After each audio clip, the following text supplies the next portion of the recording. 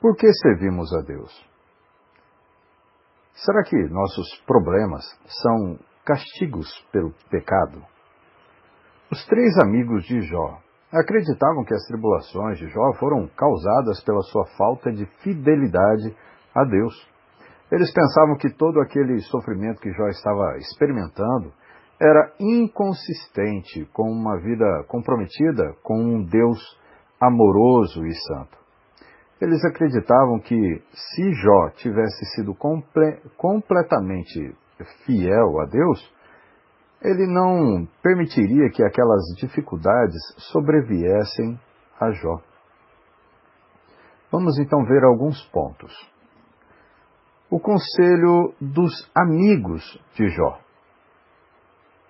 Então, a admoestação de Elifaz e a resposta de Jó, que fica em Jó, capítulo 4 até o capítulo 7.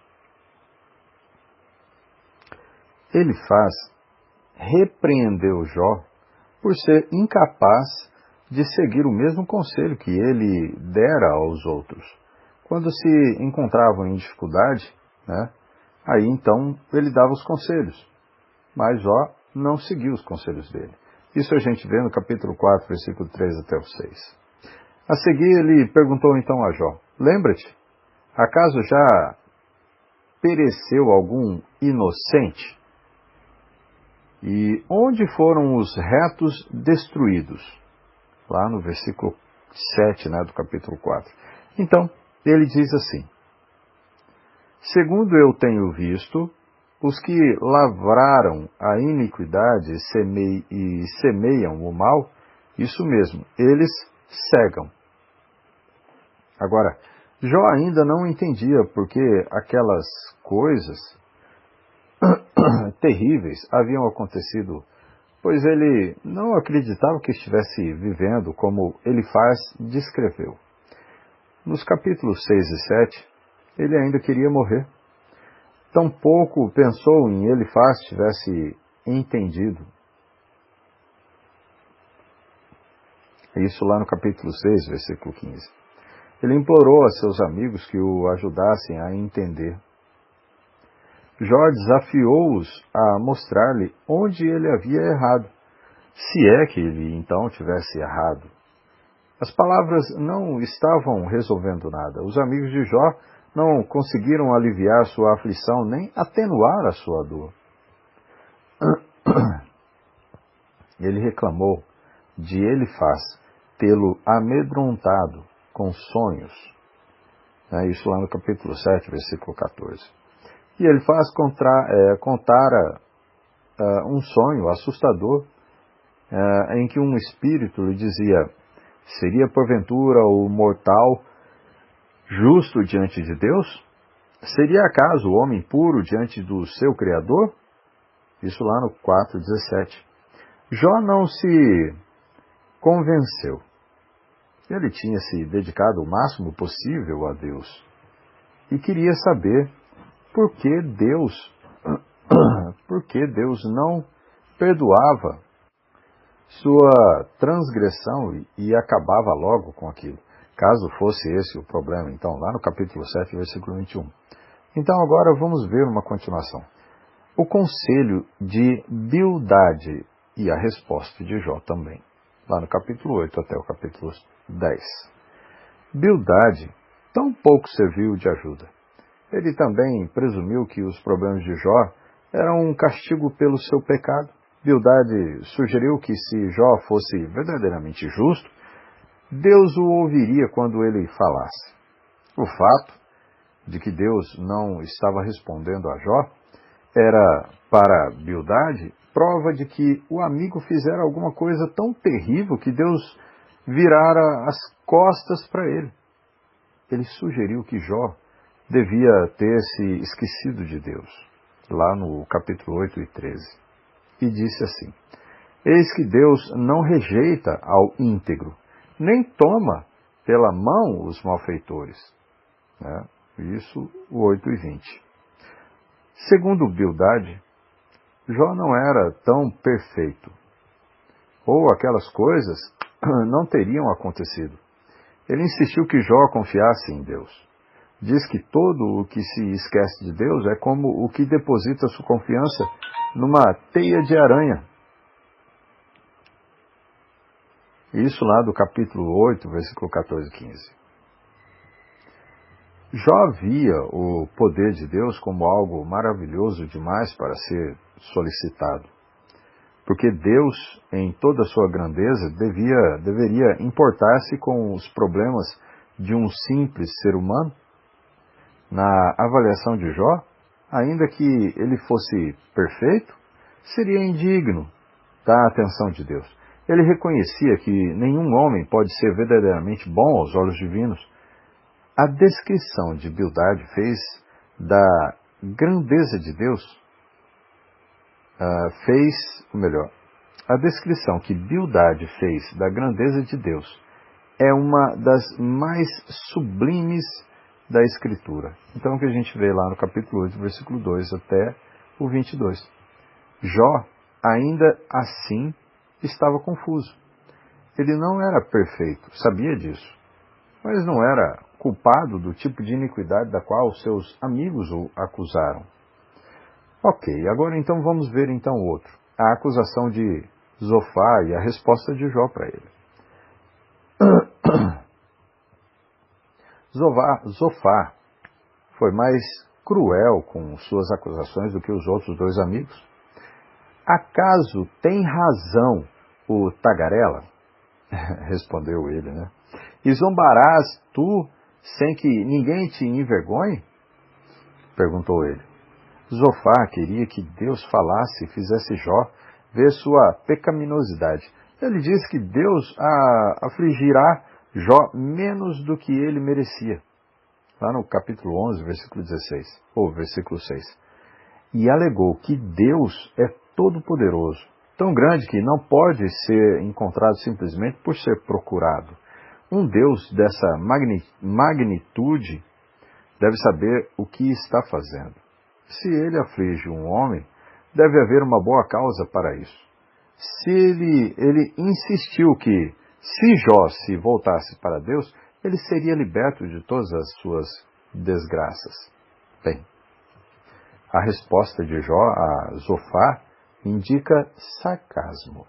Vejam, na verdade, vós sois o povo, e convosco morrerá a sabedoria. Isso lá no capítulo 12, versículo 2. Jó também sabia de algumas coisas. Sua sabedoria não era inferior à desses amigos. Ele sabia que havia alguma verdade no que eles estavam dizendo, mas não acreditava que estavam sendo justos ao repreendê-lo. Ele se considerava um homem justo e reto, que estava sendo ridicularizado e escarnecido. Aqueles amigos não disseram nada sobre Deus que Jó já não soubesse. Jó disse que até os animais, os pássaros e os peixes poderiam ensinar a seus amigos sobre Deus. Qual entre todos esses não sabe que a mão de Deus fez isso? Na sua mão está a alma de todo o ser vivente e o espírito de todo o gênero humano. Isso lá em capítulo 12, versículo 7 até o 10, né? Jó reconhecia que tudo estava nas mãos de Deus, mas isso não lhe revelava o mistério do porquê ele estava sofrendo. Bem, a pergunta sobre o sofrimento ser um castigo. Vamos entender então. Os três amigos de Jó estavam certos? O sofrimento era porque ele havia cometido algum erro? Nós também recebemos um sofrimento assim, tão severo como castigo pelos nossos pecados? Nesse caso, por que então os ímpios não sofrem mais do que os justos? Num sentido, todo sofrimento é resultado de pecado. Num sentido. Agora, o problema da humanidade é o pecado. Adão e Eva experimentaram considerável sofrimento como consequência do pecado, lá em Gênesis capítulo 3. Isso não significa que nossas tribulações particulares e tempos de sofrimento ocorram por causa de pecados específicos que tenhamos cometido. Às vezes, causamos tormentos para nós mesmos. Quando as leis de Deus são violadas, há consequências. Isso se aplica ao reino natural, bem como ao espiritual. Reconhecemos as leis naturais de Deus, como, por exemplo, a gravidade.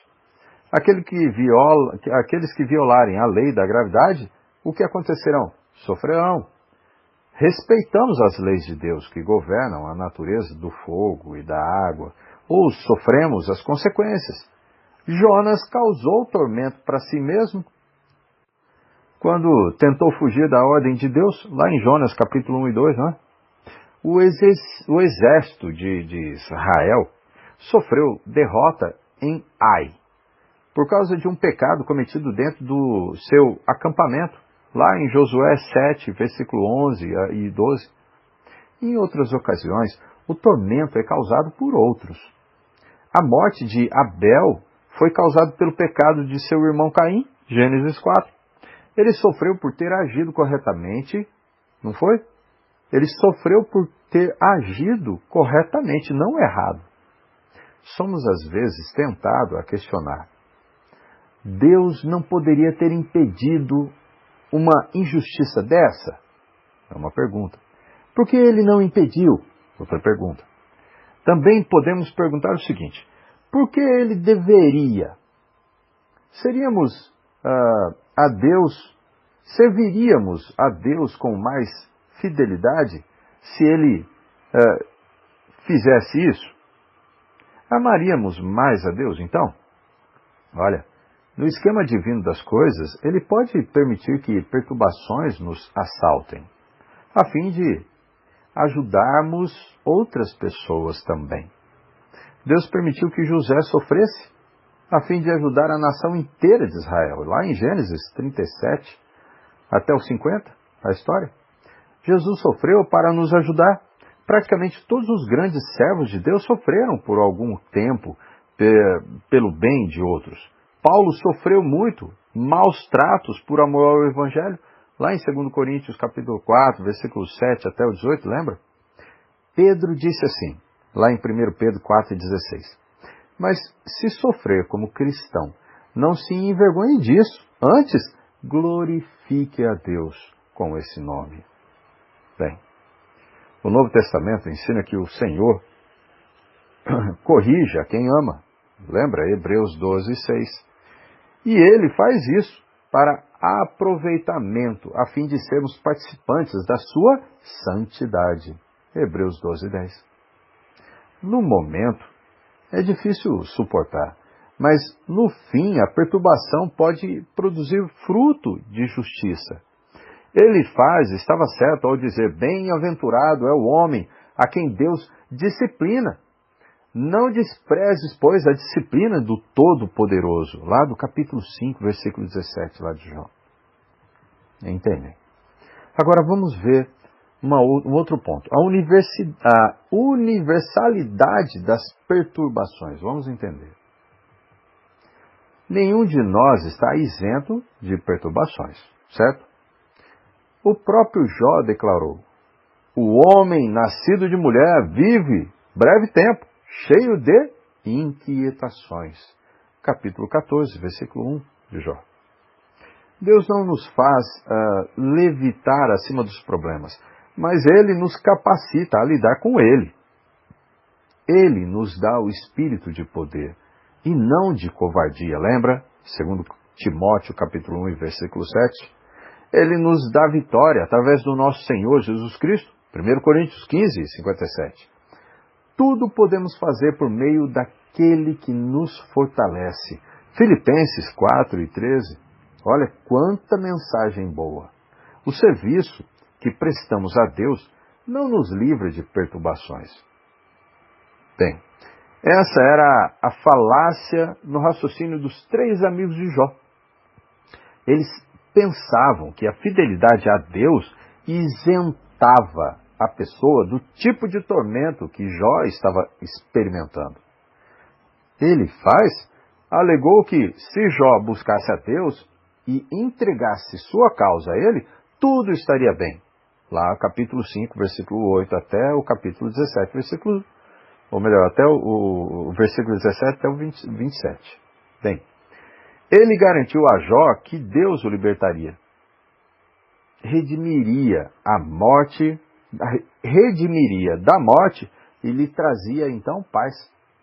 E prometeu que ele iria ser sepultado somente em idade avançada, como um grão que permanece inteiro até a hora da colheita.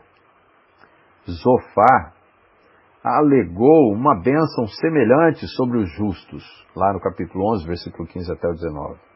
Os amigos de Jó estavam interpretando mal tudo o que estava acontecendo com ele, e Jó sabia disso. Jó sabia que os justos também sofrem. De fato, geralmente sofremos por sermos justos. O sofrimento de Jó sobreveio porque ele agia corretamente, e não porque ele agiu ao contrário. Satanás tem alguma culpa pelo sofrimento. Ele escolheu especificamente atormentar Jó, à espera de que isso o afastasse então de quem? De Deus. Pedro encorajou os que sofriam por fazerem o bem, lembra? Diz assim, pois que glória há, se pecando e sendo esbofeteado por isso, o suportais com paciência?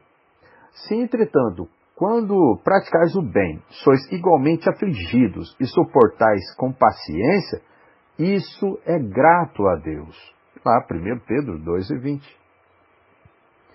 Fidelidade a Deus trouxe aflição a Moisés, que optou por ser maltratado junto com o povo de Deus ao usufruir prazeres transitórios do mundo. Hebreus 11:25. Inúmeros profetas e pregadores têm sofrido porque optaram por fazer o que é certo. Então, outro ponto. A razão para servir a Deus. A pergunta que o livro de Jó procura responder é o seguinte: por que servir a Deus? Essa é a pergunta. Satanás pensava que Jó estava servindo a Deus porque Deus o abençoava. Deus procurou provar que Jó o servia porque ele era temente a ele. Mais do que discorrer acerca da pergunta, por que os justos sofrem?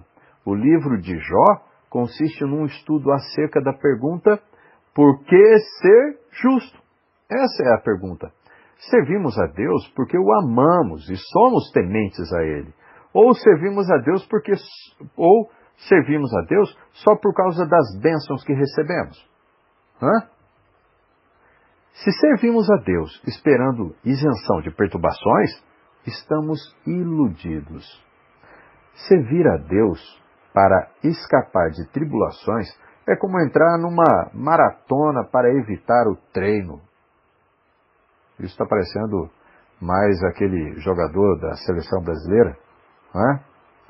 Treinar para quê? Para que treinar? Isso é uma brincadeira. Mas isso foi verdadeiro. Quando um corredor se inscreve numa maratona,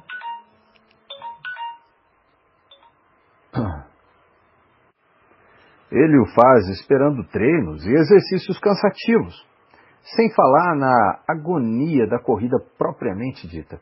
Estamos fazendo a pergunta então errada. A pergunta mais importante da vida não é por que as pessoas sofrem. Todas as pessoas sofrem, gente. As tribulações são inevitáveis. É a nossa atitude em relação a elas que determina o que elas fazem conosco. O sol brilha sobre todos. Eles podem bronzear uns e provocar queimadura a outros, dependendo da textura da pele de cada um. Da mesma forma, a maneira como lidamos com as dificuldades não depende tanto da quantidade delas quanto da textura de nossas vidas. Deus nos ajuda nas tribulações, mas Ele não as elimina. De fato, quando servimos a Deus, enfrentamos tribulações de toda sorte. Deus pode mudar a nossa maneira de ver as perturbações. Ele pode nos ajudar a controlar as circunstâncias em vez de permitirmos que as circunstâncias nos controlem. Precisamos aprender a amar e servir a Deus por causa de quem Ele é, e não por causa do que Ele faz por nós. Servir a Deus gera recompensas e bênçãos, mas se estivermos servindo a Deus somente por interesse nos ganhos, não reconheceremos uma bênção quando a virmos em nossa frente. Por exemplo, Jesus disse: mais bem-aventurado é dar que receber. Lá de Atos, capítulo 20, versículo 35. Se servimos somente para receber, desconheceremos as bênçãos de dar. Quando servimos a Deus porque somos tementes e dedicados a Ele, podemos ver suas bênçãos, mesmo nas tribulações. Então, vamos concluir. Precisamos aprender a servir a Deus para fazer o bem e não para receber o bem.